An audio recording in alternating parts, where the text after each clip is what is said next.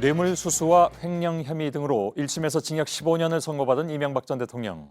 작년 3월에 구속된 지 349일 만에 집으로 돌아갔습니다. 이 전 대통령 측이 요청한 보석을 법원이 건강상의 이유가 아닌 방어권 보장을 이유로 받아줬습니다. 지금 보시고 계신 화면은 논현동 이명박 전 대통령 자택의 근처의 모습입니다. 불은 지금 꺼져 있는 상황으로 보이고요. 주변에 당초에 경찰이라든가 또 취재진도 있었습니다만 이 시간에는 조금 한가한 그런 모습을 보이고 있습니다. 불은 정말 완전히 1, 2층이 다 꺼져 있는 그런 상황이군요. 예. 잠시 후에 현장 연결해서 기자로부터 오늘 있었던 얘기를 좀 전해드리도록 하겠습니다. 재판부는 풀어주면서 집 밖으로 나와서는 안 되는 등의 여러 가지 조건을 달았습니다. 서울 동부구치소를 빠져나온 이 전 대통령은 비교적 밝은 표정으로 검은색 리무진 차량에 올랐습니다. 먼저 오늘 하루 이 전 대통령의 모습을 이가혁 기자가 정리해드리겠습니다. 증거를 없애거나 도망칠 우려가 있다. 지난해 3월 23일 이명박 전 대통령은 서울 동부구치소에 구속 수감됐습니다. 1심 재판에서 징역 15년을 선고받았습니다. 항소심이 시작되자 보석을 청구했습니다. 건강이 점차 나빠지고 있다는 주장도 꾸준히 펼쳤습니다. 구속 349일 만에 법원은 집 안에만 있을 것 등의 조건을 걸어 풀어주기로 했고 이 전 대통령이 탄 호송버스는 다시 구치소로 향합니다. 법원 결정이 나온 지 3시간쯤 지난 오후 3시 48분 이 전 대통령이 구치소 밖으로 나와 준비된 차에 오릅니다. 미리 나와 있던 친이계 인사들이 차에 탄 이 전 대통령을 향해 손을 흔들거나 박수를 치자 이 전 대통령도 손을 흔들며 이에 답합니다. 구속대와 마찬가지로 여전히 전직 대통령 예우를 적용받는 이 전 대통령은 경찰 호의를 받으며 20분 만에 서울 논현동 집에 도착했고 사실상 자택 구금 생활에 들어갔습니다. JTBC 이가혁입니다. 예, 지금 바로 이명박 전 대통령이 돌아와 있는 서울 논현동 자택을 연결하겠습니다. 노진호 기자가 나가 있습니다. 자, 이명박 전 대통령이 도착한 지 4시간 정도 지났습니다. 자택 앞 분위기는 어떻습니까? 네, 이 전 대통령은 검정색 제네시스 리무진 차량을 타고 오후 4시 10분쯤 이곳 서울 논현동 자택에 도착했습니다. 썬팅이 너무 짙어서 차 안을 들여다볼 수는 없었는데요. 이 전 대통령이 탄 차량은 중간에 차를 세우거나 또 창문을 내리지 않고 곧장 뒤에 보이는 차고 안으로 들어갔습니다. 경찰은 만일의 사태를 대비해서 3개 중대를 투입해 곳곳을 에워쌌고 또 철제 펜스를 세우기도 했지만 별다른 상황은 일어나지 않았습니다. 지금은 3개 중대 대부분이 철수를 했고 평소 경호 인력만 남아있는 상황입니다. 예, 아까 전경을 좀 봤더니 집이 1, 2층이 전부 불이 꺼져 있는 그런 상태던데 뭘 하고 있는지 혹시 알려진 게 있습니까? 예, 지금은 이 전 대통령의 움직임에 대해서는 가족이나 이 측근들의 설명이 전혀 없는 상황입니다. 지금 제가 서 있는 곳에서는 뒤에 보시는 것처럼 담벼락이 굉장히 높기 때문에 내부 상황을 확인할 수가 없습니다. 그래서 저희 취재진이 이 근처의 건물의 협조를 얻어서 옥상에서 촬영을 하고 있는데요. 보시는 것처럼 이 커튼 뒤로 아무런 상황이 이제 보이지 않는, 그래서 내부 상황을 확인할 수가 없는 상황입니다. 예, 측근들이나 아니면 지지자들이 찾아오진 않았습니까? 예, 제가 보석 결정이 난 이후부터 지금까지 이곳 앞에서 나와 있는데요. 지지자들 뿐만이 아니라 이 전 대통령을 비판하는 이들조차도 거의 볼 수가 없었습니다. 다만 3시간 전쯤이죠. 오후 5시쯤에 최시중 전 방송통신위원장이 이 전 대통령을 접견하기 위해서 찾았지만 그대로 발길을 돌려서 가야만 했습니다. 그리고 MB의 그림자라고 불렸던 임재현 전 부속실장이 자택에서 30m 떨어진 길목에서 서서 이 전 대통령이 들어가는 모습을 조용히 지켜보다가 돌아갔습니다. 예, 변호인이나 아니면 가족이 아니면 지금 만날 수가 없는 상황이잖아요. 그래서 결국 이제 발걸음을 돌린 것으로 보이는데 그 부분은 잠시 후에 이제 설명을 해드리도록 하고요. 아들 이시영 씨 등 가족은 지금 집에 같이 있는 건가요? 네, 그러니까 이 전 대통령이 구치소에서 나오기 전인 오후 3시쯤에 SUV 차량과 검정색 세단 차량이 드나들었는데요. 역시 썬팅이 굉장히 짙어서 내부에 누가 탔는지 확인을 할 수가 없었습니다.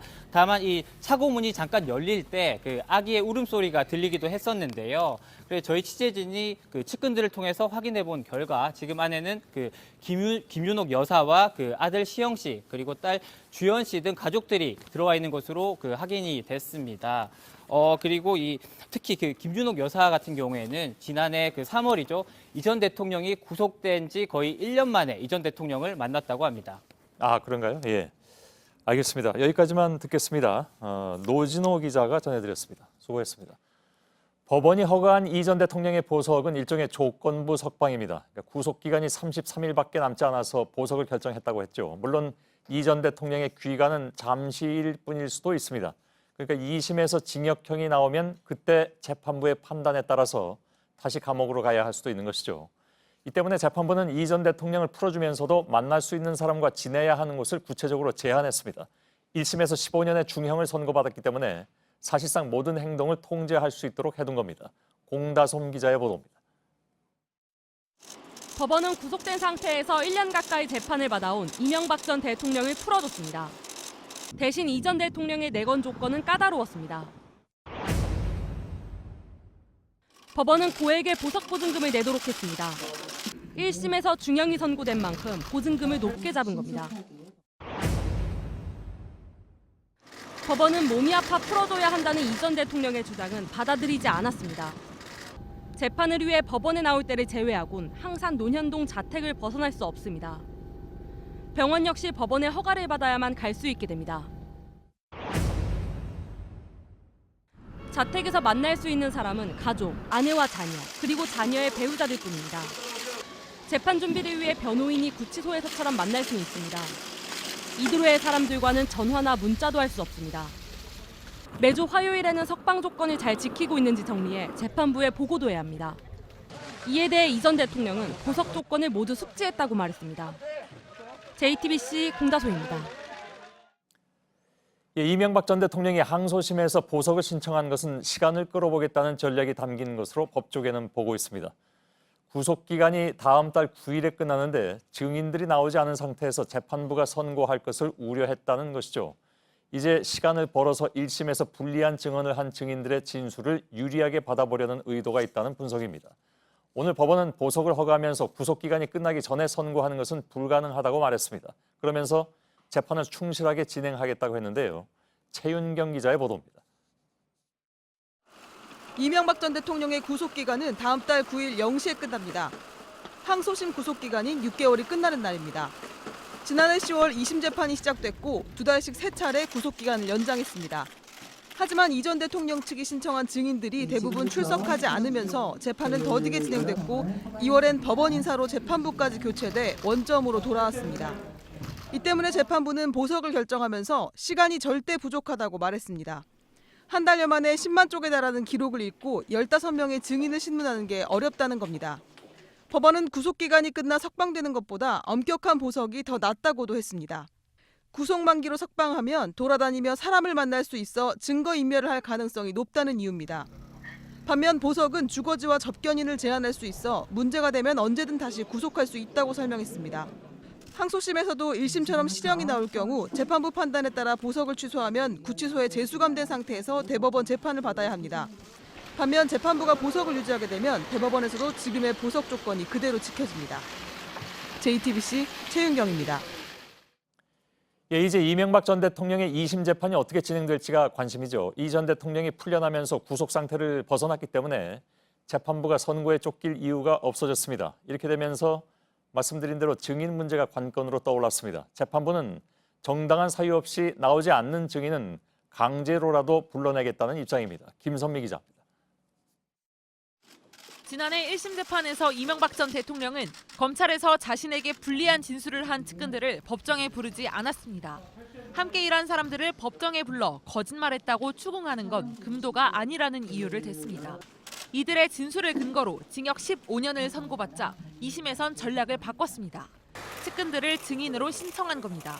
하지만 증인 대부분이 출석하지 않아 재판이 더디게 진행됐고 검찰은 이 전 대통령의 구속 기한이 끝나가자 신문을 포기하자고 했습니다. 재판부는 오늘 보석을 허가하면서 본격적으로 증인 신문을 하겠다는 의지를 밝혔습니다. 소환장이 송달되지 않은 증인은 서울고법 홈페이지에 이름과 신문 기일을 공지하겠다며 그래도 출석하지 않을 경우 구인영장을 발부하겠다고 했습니다. 또 검찰에게도 일부 주요 증인이 소환 사실을 알고도 피하는 것으로 보인다며 소재를 파악해 협조하게 해달라고 요청했습니다. 다음 주 수요일 보석 뒤 처음 열리는 재판에는 이 전 대통령에게 뇌물을 준 의혹을 받는 이팔성 전 우리금융지주 회장이 증인으로 지정돼 있습니다. JTBC 김선미입니다. 오늘 보석 결정에 대해서 이명박 전 대통령의 한 측근은 문재인 정권이라 걱정했는데 재판부가 용감한 결정을 했다고 말했습니다. 황교안 한국당 대표는 지금이라도 다행이라고 생각한다고 했고 반면에 정의당은 재판부의 무능함이 드러났다면서 강하게 비판했습니다. 이윤석 기자입니다. 이명박 전 대통령 측은 환영의 뜻을 밝혔습니다. 이동관 전 청와대 홍보수석은 구속 상태에서 재판을 받을 이유가 없다며 법리적으로 당연한 결정이라고 했습니다. 이재호 전 의원은 문재인 정권이라 걱정했는데 법원이 용감한 결정을 했다고 말했습니다. 자유한국당 황교안 대표는 몸이 많이 편찮으셨다는 말씀을 전해 듣고 마음이 아팠다면서 지금이라도 다행이라고 생각한다고 말했습니다. 반면 한국당을 제외한 여야 4당에선 비판이 이어졌습니다. 더불어민주당은 직접적인 비판은 자제하면서도 그거에 대해서 제가 어떤 판단하는 것은 좀 맞지 않는 것 같습니다.